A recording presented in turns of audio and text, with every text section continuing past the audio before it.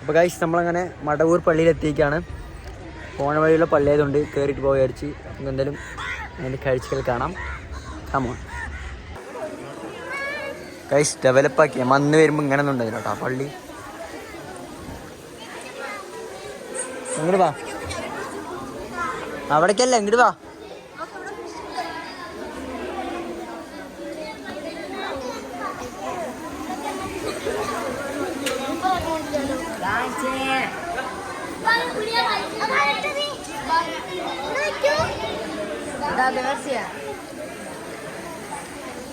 full developed സംബന്ധിച്ചാലേ